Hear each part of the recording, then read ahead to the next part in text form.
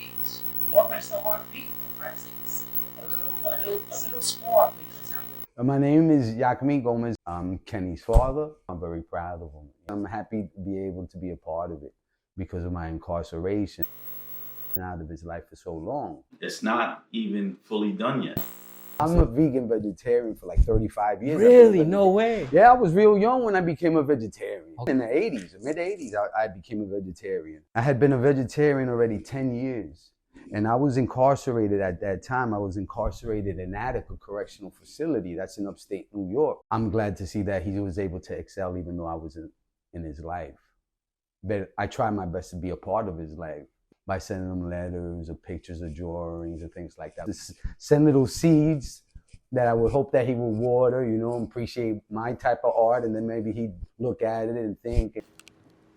That looks pretty sick. Or maybe start an expression of his own and he'll take it to the next level. And sure enough, look, this is what's happened. I've been working on this for, on these artworks and doing paintings for a long time. He was like 17 when he made this one.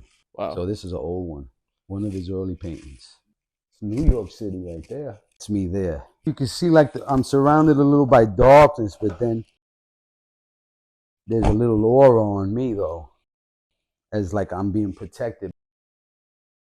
So I knew he had the potential already 20 years later, you know, so I'm very proud of him. I went to his art exhibition. It was so cool just watching people interact with his art and stuff, and to know that he did a piece that he was blind doing it. That's what you got to do sometimes. Yeah. Adversity introduces man to himself. You know, we got to go through these things. This is what shows us what we're made of. But I use prison as a university of thinking. What was art for you at the time? Art was a way for me to like escape the darkness of prison.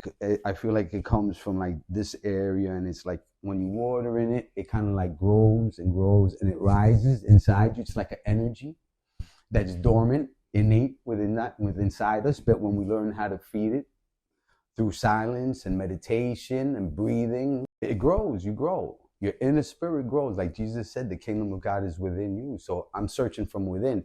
And I had to do that while I was in prison, because the energy of the prison overtake me, then I would have just been a bad person, you know, and I didn't want to live that type of life no more. I had to let go of my ego. Ego is an acronym. EGO means easing God out.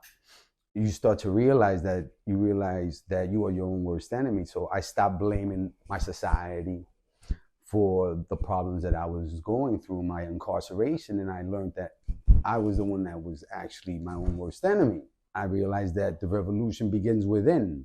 I have to change myself before I can try to change the world. I got sent to this place, the snake pit, which is a long-term keep lock.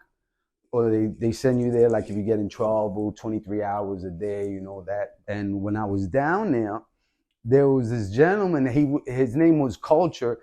He was like an Egyptologist. Started talking to me about it, like self-healing and things like that. And at the time I had a tumor in my brain. I had a cyst in my brain because I was getting too many head injuries and I wasn't getting no medical attention. If I had problems, they wouldn't send me to the hospital. They just throw you in a cell, leave you there for 48 hours. And after that, you know, you start complaining, you might have problems again, retaliation. I wouldn't be getting no medical attention, and I was having bad concussions, and I ended up getting seizures because of that. What happens with our soul, it's an energy that cannot be killed. You can't kill energy. You can only transform it. I was meditating every day for like an hour a day. And then after like 3 years, it's the type of discipline, you know, you have to do it every day, but you cultivate it. It's like you're watering it by meditating. And I got healed by a feminine energy in the universe. And I don't have seizures, epileptic seizures or nothing anymore. We look forward to hearing from you. We hope that more people will become receptive to my son's art. And I think it's wonderful, man. And the energy is going to touch you. As soon as you see the art, you're gonna love it. You're gonna be able to see what the expression is about, because it has just so many different meanings, and it's all beautiful. It's all positive. Something that can help you to grow spiritually, to make you feel better. Art is an expression that helps us to become one with ourselves, to be comfortable in your own expressions and to let other people see it and let other people see how you express yourself. I think it's a wonderful thing what he's doing. We were live in Mr. Cloud's crib. So fantastic artwork. I feel like Scorsese behind the camera.